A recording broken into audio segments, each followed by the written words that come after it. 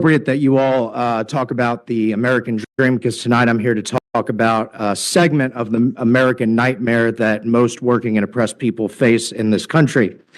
I'm addressing the council today in support of the Shut 'em Down campaign organized by the prisoner-led prison abolition group called Jailhouse Lawyers Speak.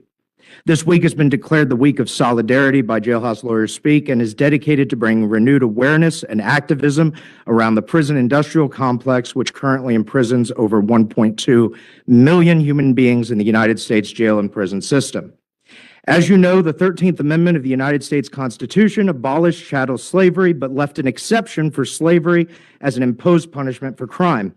This exemption has been utilized in the most grotesque fashion by the ruling class of this country, stripping imprisoned human beings of their dignity, isolating them from their communities, exposing them to the most horrid conditions imaginable, exploiting their existence for profit, and locking them in a vicious cycle of poverty and incarceration. This cruel treatment of human beings, this state-funded campaign of war against the most marginalized and oppressed people in our communities, has directly enriched the owning class of the U.S., the same owning class that daily exploits working people for their labor and spearheads campaigns of imperialism across the globe in search of new markets, resources, and workers to exploit. Through their political puppets of both major political parties, this ruling class has safeguarded their illegitimate existence and future on the backs of working and oppressed people, both inside and outside of correctional facilities across this country. But a new day is on the horizon. Every day, more and more working and oppressed people are coming together. They're uniting across superficial cultural and social divisions that politicians like yourselves love to use to divide working and oppressed people against each other. They are organizing unions, community cooperatives, mutual aid organizations, and yes, even prisoner collectives to fight back against the unrelenting assault waged by the owning class. Folks are breaking from the Republicans and the Democrats, finally seeing that both parties stand only for the interests of our exploiters and our oppressors. We are organizing, and we will not stop until a new society is established that will serve our class interests, meeting the needs of all working and oppressed people. Today, Louisville organizers come to address this council body, this collection of the misleaders of our city, to demand better treatment for our brothers and sisters currently imprisoned in LMDC right across the street. We demand that their humanity be recognized and that you abandon your unholy alliances with the exploiting and oppressing class to actually serve the needs of your constituents. All power to incarcerated human beings, all power to working and oppressed people. Thank you, Mr. Berry. Thank you. Dalton Nolan.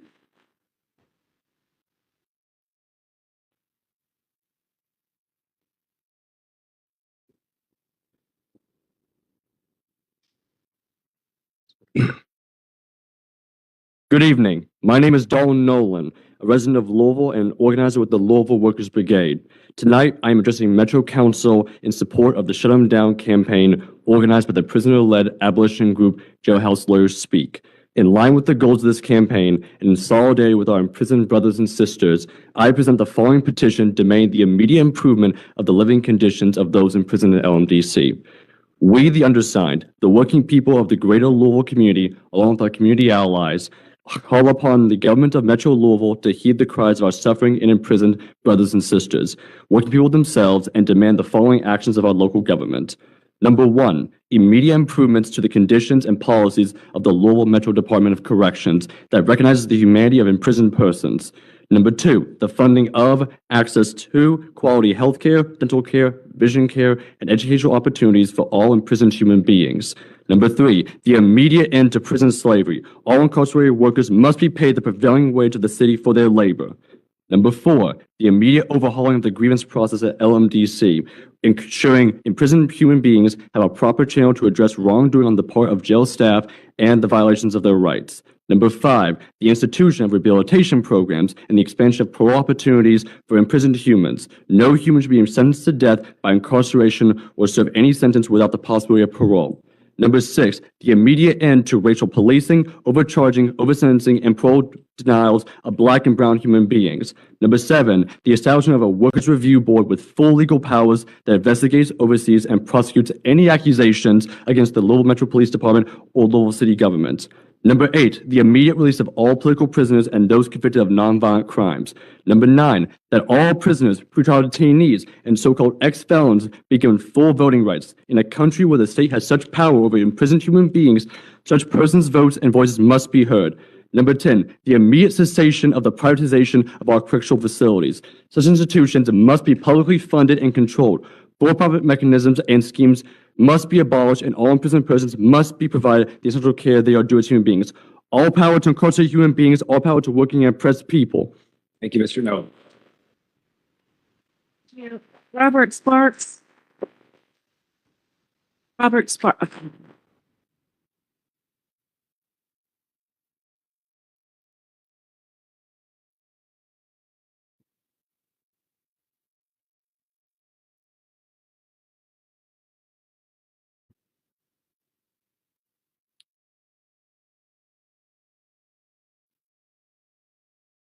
Hello, my name is Robert Vincent Starks Jr. I'm a lifelong citizen of Louisville, Kentucky, a member of the Louisville Workers Brigade, and an activist standing in solidarity with the jailhouse lawyers speak as they implement their 2024 Shut 'em Down campaign. I'll start with a quote. Quote, "Status quo of our criminal legal system here in Louisville, Kentucky is killing people," unquote. Coming from the ACLU director, Amber Duke. Earlier, you heard about the intention of the Jailhouse Lawyers Speak 2024 campaign, as well as the details of prison reform petitions sponsored by the Workers Brigade. Now you may be wondering how this affects you or how you can get involved. I'd like to offer a reminder and a call to action in order to answer both questions. First, I want to acknowledge the work that's already been done through Metro Council with the Association of the ACLU of Kentucky. City has hired a new jail director. Most cells and dorms are updated, and Narcan stations were installed in every dorm. There's only a few notable selections. These are good first steps. However, during the ACLU's press conference last month, the main reason for death in LMDC is, quote unquote, neglect. In their own words, quote, "When the government chooses to incarcerate a person, it also takes on the responsibility of caring for them," unquote. Just as LMDC is guilty of neglecting our incarcerated brothers and sisters, city and state officials neglect to realize that this city and state has ties to abolition. It's in our blood. Underneath us lies the Underground Railroad. Enslaved people would flee underfoot to the Ohio, where the boats waiting to traverse the locks would literally act as a bridge to freedom. Above the shore of the Ohio, an image rests of an Olympian who reminds us of the fighting spirit inherent in every citizen you meet walking down 6th and Jefferson, or as I call it, Breeway. He also reminds us of the notable abolitionist Cassius Clay. So, in solidarity with jailhouse lawyers, I'll call on each council person to sign the petition. If you truly stand with working people of Louisville, you'll stand by this petition and implement these demands. We will always stand in firm solidarity with our incarcerated brothers and sisters, and we demand the dismantling of the for-profit system. Abolition is the mission. Thank you, Mr. Starks. Barbara Richardson. Barbara Richardson.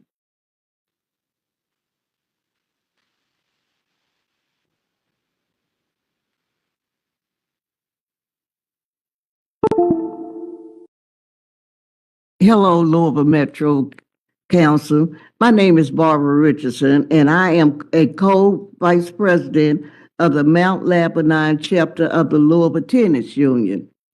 Our agenda brought Mount Lebanon in December 2021 with tax dollars approved by the Metro Council through the Tax Increasement Funding Plan, a TIF. Ally Agenda submitted their compliance report and requested reimbursement this month. At that time, we all, Metro Council, will have the power to influence the cabinet for economic development to enforce any deficiencies at the property through the TIF. You can choose to request withholding any requested reimbursement funding. We have already met with Mr. Jeff O'Brien from the mayor's office and explained the despicable and humiliating ways Ally Agenda has treated us. They are reviewing Ally Agenda's compliance report and have committed to ask the owner, Chuck O'Neill, to meet with our tenant union and negotiate a collectively bargained lease. We have successfully organized a union, and 83% of our neighbors have joined. But Chuck O'Neill has refused to recognize our union. Our fundamental right of organized tenants living on covered HUD financial properties is to have their union be recognized by our union.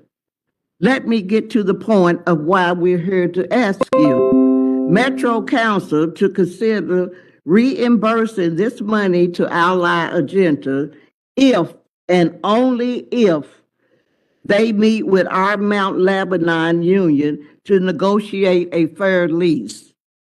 Let's be clear. We want Ally Agenda to have this money if they use it for security and to take care of our homes. We want to live the same way all of you will want to live in your old age. We want to live in dignity. This can only happen if you choose to put strings on the money and request Ally Agenda to follow HUB guidelines to meet with us to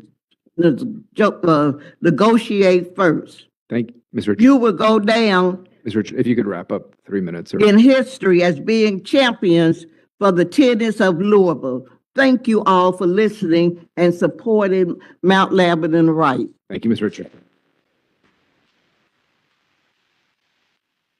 Michael Blackwood.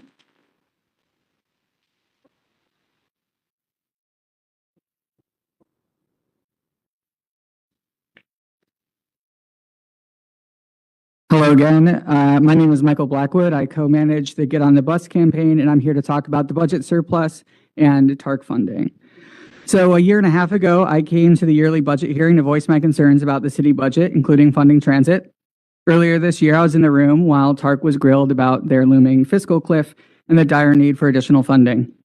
A few weeks later, I, along with many Louisvillians, came to the budget hearings to speak about directly funding TARC. Metro Council went on record as not having the money for TARC, bearing no responsibility, and fundamentally denying that you saw this coming. But the truth is, we all saw this coming. TARC has been sounding the alarm for years. The public has been sounding the alarm for years. And Metro Council simply hasn't listened. I know a common refrain from Council is that TARC has made no formal funding request. Read any yearly TARC budget and the need is in there. The TARC 2009 long-range plan even calls out the need for a tax referendum, and nothing has happened. We sent a petition signed by hundreds of working-class Louisvillians and TARC writers to every Metro Council member, the mayor, and all the deputy mayors. Not a single person from the Greenberg administration responded, and we only heard back from a total of 6 Metro Council offices. And of those 6, only 3 actual members reached out personally to us. The rest were just like, thanks for your email.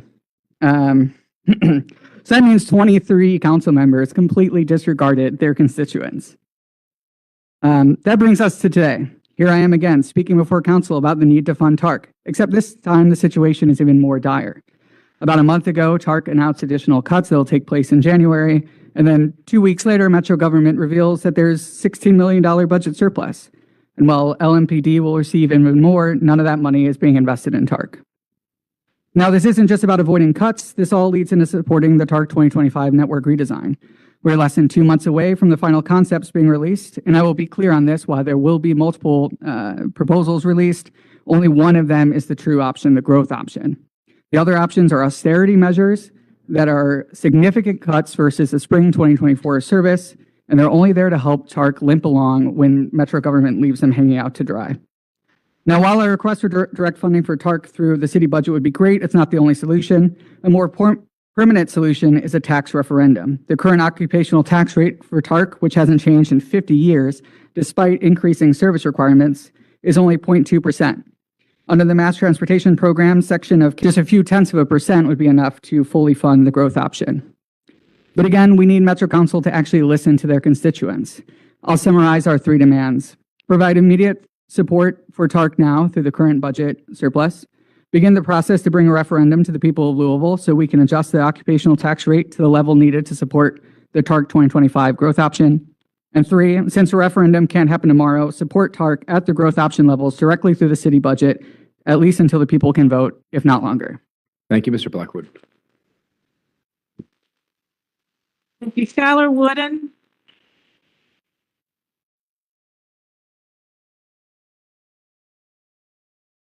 Hello, I'm Skylar Wooden, here representing District 1 and the Rubbertown Emergency Action, also known as REACT. I'm here to talk about the effects that Anderson Woods pollution is having on my neighborhood. Essentially, it seems that they have compromised the conditions of people living in the neighborhood and their own workers for the success and esteem that they've had in their industry. Now, Anderson has been on beach since 1906. And in that time, they have got a reputation of creating a bad wood-smelling odor and releasing dust, black smoke, and wood chips in the air. I've personally lived in Parkland for 22 years. My family over almost 60, and the conditions are getting worse. I walk to work every single day and have dust flying in my eyes and nose, which doesn't help that we have a mask ordinance now. Anyone living there can tell you how the smoke will cover their cars, how there's a sound of workers beating on the silos, and how on top of that, trains are running constantly and keeping that entire block locked in. As we've seen with the situation in the Clifton neighborhood, that's our worst fear, is that there's an explosion, there's a train on the track holding toxic chemicals, and our whole block is gone. I'm sorry.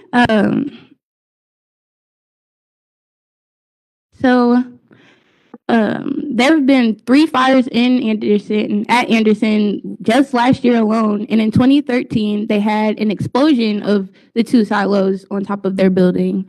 And I'd be remiss to bring all this up about how it's affecting the neighborhood and not bring attention to the conditions their workers have been reporting. Indeed, they average a 1.4 review and have all types of complaints of broken windows, wood dust in the air, and even managers getting physically violent with them.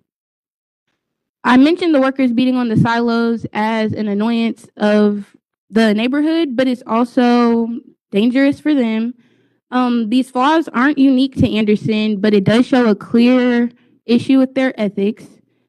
So many businesses in Louisville that have these names and have been around for a long time run on the back of, this is how it's always been done. But if it's always been done wrong, then that just means a change is long overdue.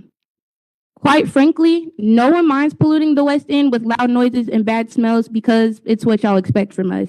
We're regular people who want the same quality of life as anyone else. Transitioning to cleaner practices would not only improve conditions for the neighborhoods, but would more than likely be cost effective for them. In a time, I'm wrapping up, we've seen many businesses close because of their unwillingness. This is one specific company, but I speak for every worker and resident. Wooden, can I ask you to wrap it up? I'm wrapping it up. Every worker or resident who gets the short end of how it's always been. 1906 was 5 generations, 2 world wars, and 3 recessions Wooden, ago. thank you very much. So the slugger city should have a much better way to process wood. Thank you very much. Sam Yakavita.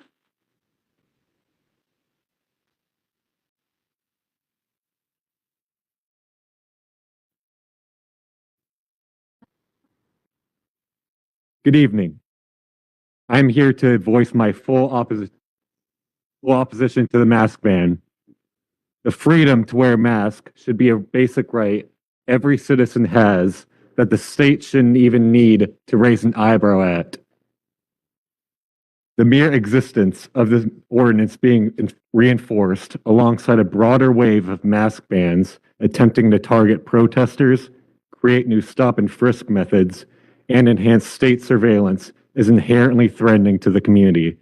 Now, citizens who wear a mask for any reason, whether it's health, to stay warm, cultural expression, or, as a person before me mentioned, to protect themselves from pollution that has not been addressed properly, or any other personal reason, will now have the mask ban's enforcement hanging over their head, knowing that an LMPD officer or anyone else could use this ban to justify harassment.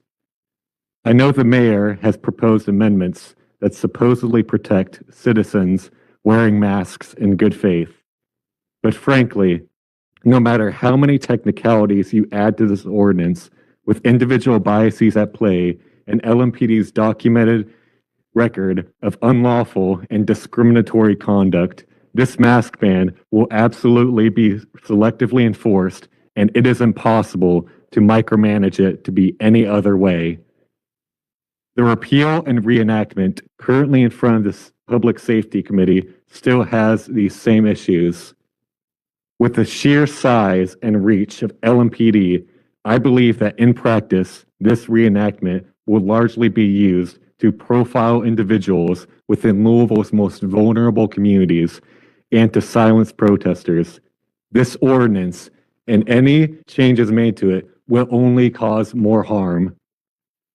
Please, for the safety and security of our community, oppose and repeal the mask ban in any form. Thank you. Thank you, Mr. Yakavetta. Cara Tobe. Tobe. Cara Tobe. Tobe. Mr. President, that concludes the addresses of council. Thank you. Next, we have approval